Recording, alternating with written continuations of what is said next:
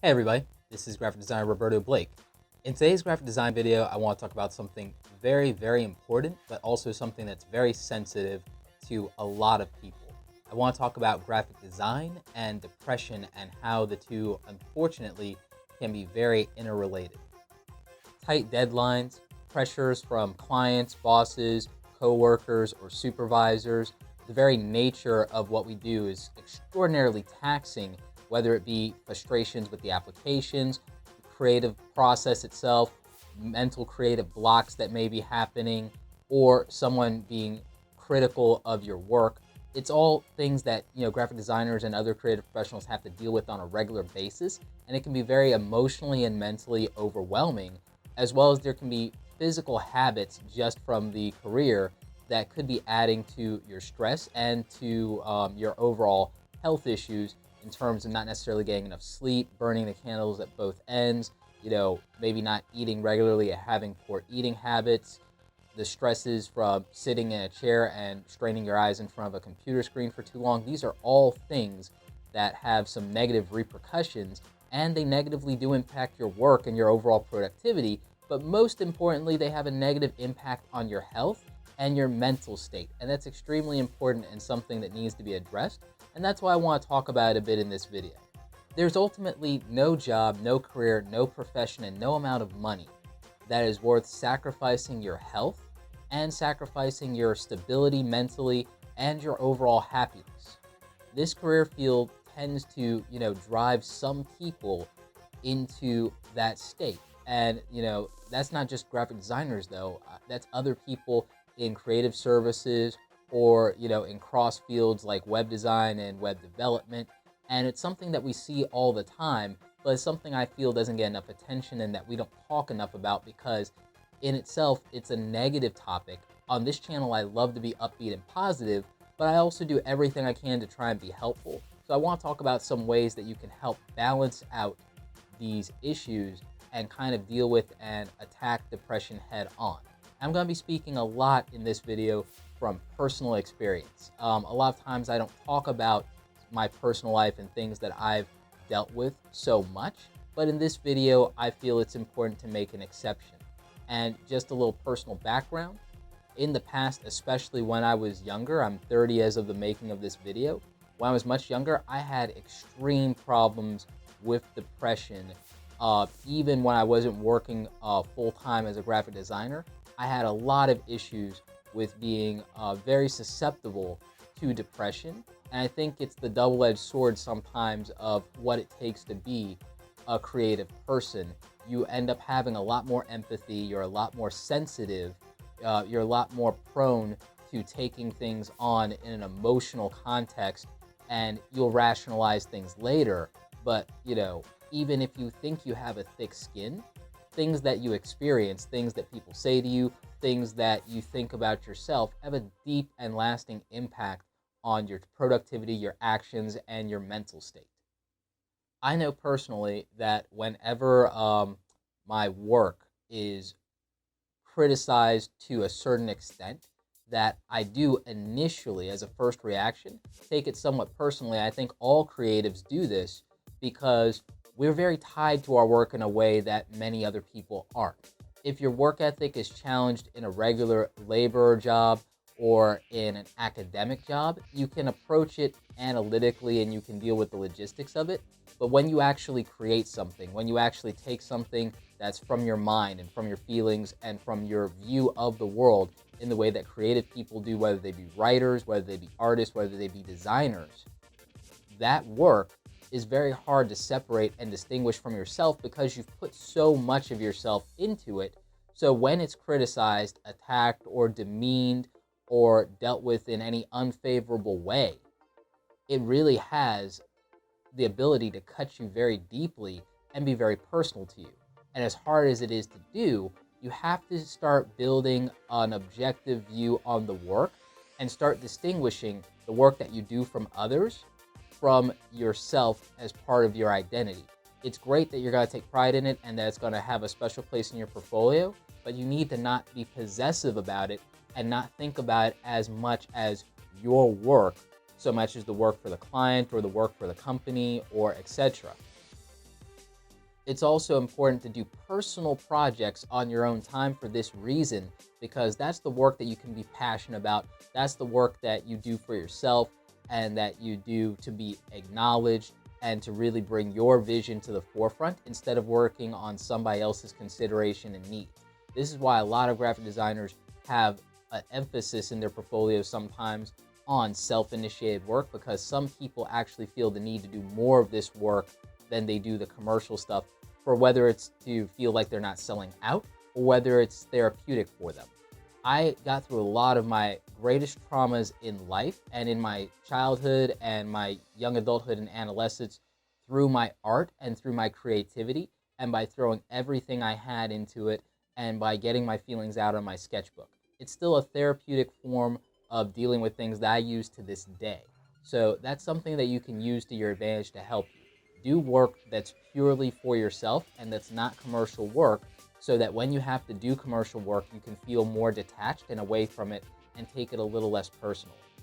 Sometimes you need to not put your personal work on the internet or in your portfolio, because when you do, you leave it open to scrutiny, and the anonymity of the internet unfortunately sometimes leads to people being bullies or being unfair or being harsh and critical, not because there's anything legitimate to say negatively, but just because they can and because it makes them feel empowered.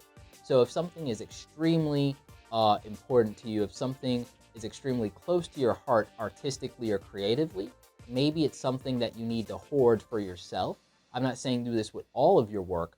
I'm saying that there are a few pieces that you may need to hold back so that you can keep them sacred. Because if you put them out there for the public, they won't be held sacred and they won't be met with the same compassion and appreciation that you might show other people's work.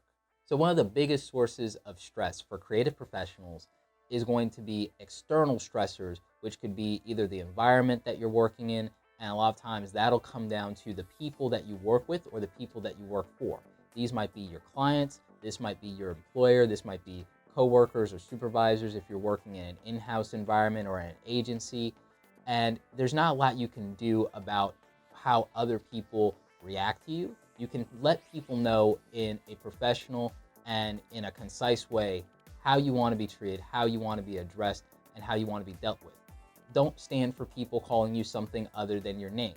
If people make a joke that offends you, don't feel afraid to very politely and very discreetly let them know. Don't embarrass them in public, but let them know that you don't appreciate it and that, that's not something that you're receptive to, and ask them if they could avoid doing it in your presence. You can't control what they do in their own life on their own time, nor should you attempt to, but you can correct the way that they address you, because you're in that environment. You're locked in a room with them for any given period of time. So you need those interactions that you have with people to be as positive and as pleasant and lacking in conflict as possible.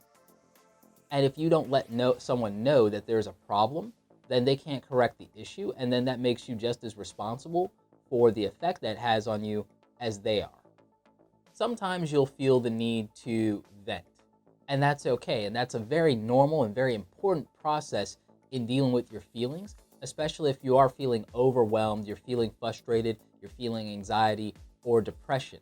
But I would recommend avoiding talking with people that you deal with in a professional context about this, and to talk to people in your personal life that are separate from your professional life. I wouldn't talk to necessarily your coworkers, bosses, supervisors, or even your clients about things that you might be going through personally and internally, because it may skew their view of you. It does show a human moment. It does make you vulnerable. They may have empathy for you, but it's also something that unfortunately may be used against you or may be perceived as weakness or as unprofessionalism. Instead, separate your personal and professional life and address your personal issues with people in your life that you trust, that value you, and that have a genuine interest in helping you and seeing you be happy and healthy. One of the biggest problems that graphic designers face in terms of stress and depression is the anxiety of dealing with the process, with deadlines, and with clients. And, that's a real big deal, because it's a type of stress that unfortunately can't be avoided in your professional life. But there are ways you can deal with the anxiety. You can deal with the anxiety by staying on top of things, doing to-do list, and being as efficient and productive as you possibly can to reduce the need to have that anxiety. If you don't procrastinate and you don't let things go to the last minute, if you stay in constant communication with people so that you don't have to have anxiety about them asking you about things or calling you or dealing with them, if you can do things to offset the circumstances that create that anxiety, you'll be better off for it. But sometimes you have the anxiety regardless, and a good way to deal with it in terms of something you can proactively do sometimes is to make sure you're taking care of yourself physically.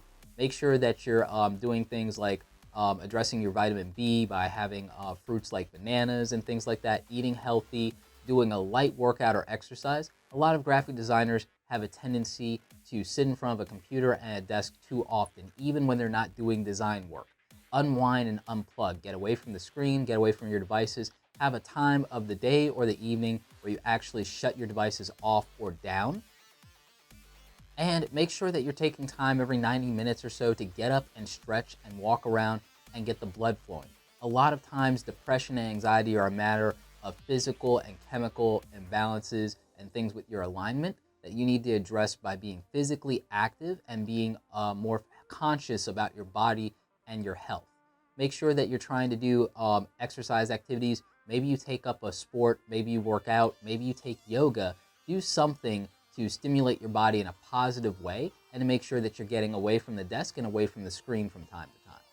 Nobody is an island. You can't progress as a creative or as an individual if you isolate yourself from other people. I know that sometimes people can be frustrating to deal with because you'll have, unfortunately, equal or more negative interactions in dealing with people than positive ones, but you have to address that proactively yourself by building as many positive relationships and having a positive network. Sometimes these will be relationships that you have with people in your everyday life. Sometimes it'll be relationships that you have online with people that you've never physically met one-on-one. I've found that being part of great online communities like Behance, DeviantArt, YouTube, and a lot of the groups in Facebook has been a great source of inspiration, motivation, and just a safe place where I can share my views and get positive feedback, positive reinforcement, and encouragement from the creative community. A lot of you guys on YouTube have been really great and really gracious in your comments and in your support of the channel and in support of me personally, even through some rough times that I've had in my real life. And I've actually built some relationships with some of you. I've talked with you in Google Hangouts or on Skype, and I actually really appreciate and value each and every one of you in my online community. And a lot of doing what I do for this community is what actually really helps balance me out and helps me feel like I'm making a positive change in someone else's life. And that makes me feel a lot better about myself, and it's able to help me combat issues that I might be personally dealing with. So, if I haven't said it before, I do appreciate everything that you guys do by supporting me, by liking the videos, by leaving your comments, by leaving your suggestions, and reaching out to me personally, and it really does mean a lot. And I highly recommend that if you are someone who is isolating yourself and maybe you have anxiety about meeting people in your everyday real life and you can't necessarily deal with that, that you at least build an online community of people who are going to be supportive, encouraging, and help you get through the difficult times in your life, because it is important to have that.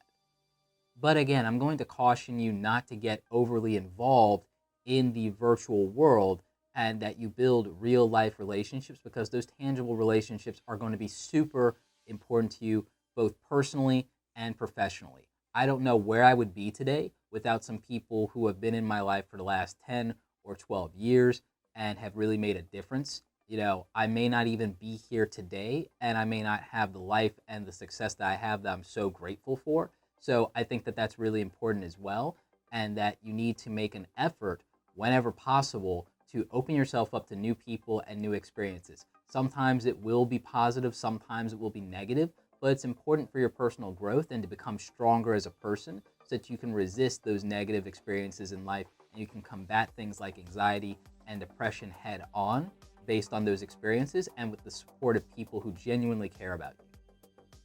Well, I know this video was a little longer than usual, but I hope that all of you benefited from it in some way. I hope you, learned a little more about how you can deal with and address the negative aspects of your graphic design or your professional career in general, and how you deal with things like anxiety and depression. If you've ever dealt with those issues before and you have some advice and some tips for how people can address this, how people can cope, things that they can do, or even places where they can find support, definitely leave that stuff in the comment section below. And again, try to keep the comments as positive as possible and just give this issue the seriousness that it deserves and the compassion that it deserves. At the end of the day, we are all people, and we're all kind of locked in this room called Earth together. So we have to do what we can to make a positive difference and influence in each other's lives. We can't necessarily always be consistent as we would like with it. We are human, we have human moments, and sometimes we're just crappy human beings, but we need to do that as little as possible and try and do what's right for ourselves by being good people, and in doing that we do what's right for others. Anyway, like this video if you like it. Don't forget to subscribe. Check out the other much more lighthearted videos on this channel, and as always, everyone, thank you so much for watching.